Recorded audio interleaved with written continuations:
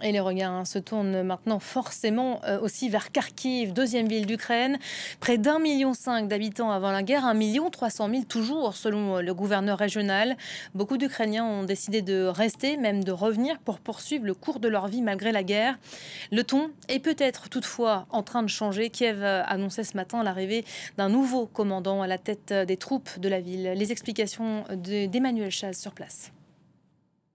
On sent vraiment qu'il y a une atmosphère très particulière. Je viens régulièrement ici à Kharkiv. On a vraiment vu différentes phases en 2022 lors de la période de libération. Donc en septembre, il y a eu une ville qui était assez vide finalement, où on sentait vraiment une angoisse par rapport à ce qui se passait. Ensuite, 2023, on a vu Kharkiv reprendre des couleurs, reprendre vie finalement, avec énormément de gens qui sont revenus, qui étaient partis, qui avaient fui la première année de la guerre. Il ne faut pas oublier que Kharkiv, c'est aussi une ville dans laquelle on retrouve beaucoup de déplacés internes, des personnes qui ont fui la région de Donetsk devant les avancées russes. Donc c'est une ville qui a déjà une culture d'accueil et qui a l'habitude de recevoir ces déplacés internes.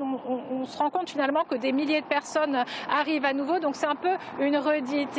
Et ce qui fait très peur ici aux personnes à Kharkiv, c'est pas forcément une invasion de la ville, parce que comme on l'a dit, une ville de cette taille-là, c'est très compliqué à prendre, et avec les forces russes qui sont en ce moment stationnées de l'autre côté de la frontière, ça ne semble simplement pas réaliste pour le moment. Mais effectivement, il faut quand même garder à l'esprit que c'est sans doute un but du Kremlin, que sinon d'envahir, au moins de détruire cette ville. Et c'est cette peur-là en fait qui étreint les habitants ici. Ils ont peur de ces bombes. On a vu que Kharkiv, ces derniers mois, ces dernières semaines, a vraiment subi extrêmement très souvent des bombardements, que ça soit avec des drones, avec des missiles, et depuis cette année, de plus en plus de bombes planantes. Donc c'est cette angoisse vraiment qu'on ressent ici. Juste avant qu'on prenne l'antenne ensemble, nous avons eu une alerte qui a duré près de 3/4 d'heure. Ces alertes, elles sonnent en permanence ici dans cette ville. Donc on ne peut pas oublier que la ligne de front est prête et qu'elle se rapproche de jour en jour.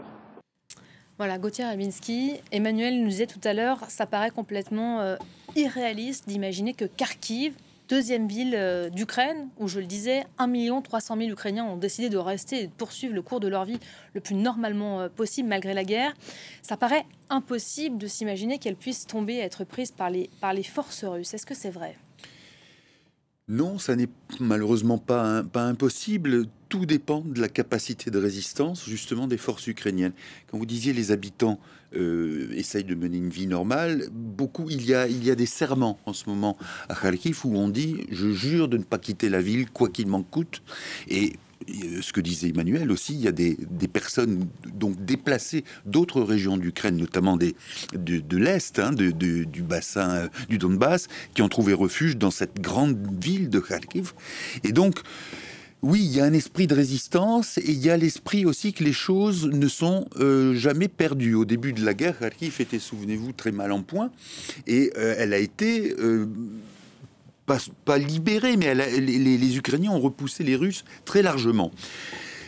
Là, il y a cette crainte, ce que soulignait Emmanuel, c'est que envahir la ville qui est grande, qui est très grande, c'est un peu compliqué, d'autant qu'en plus, ce que l'on voit des qualités de l'armée russe aujourd'hui, c'est surtout la capacité à bombarder avec et les bombes planantes notamment, qui sont particulièrement dévastatrices. Dévastatrices, et puis, j'allais dire le peu de valeur que la vie humaine a dans l'esprit des dirigeants russes. Nous sommes un petit peu comme à Stalingrad, souvenez-vous, enfin nous n'étions pas là, mais ce qui se passait, c'était que quand vous aviez 100 soldats soviétiques qui mouraient, on en envoyait 200. Et quand les 200 étaient morts, on en envoyait 400. La fameuse chair à canon. Totalement.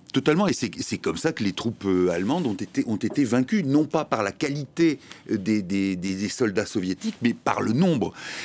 Par le surnombre. Et là, effectivement, c'est ça aussi le problème pour les Ukrainiens, c'est que vous avez, à Kharkiv ou ailleurs, une réserve démographique qui est d'autant plus docile que précisément les citoyens russes sont très largement, enfumés. Ils ne savent pas ce que c'est cette histoire très concrètement. Ils sont persuadés qu'il y a des néo-nazis à Kiev. Ces changements tactiques sur le terrain qui s'accompagnent aussi de modifications au sommet, l'un des visages de l'assaut russe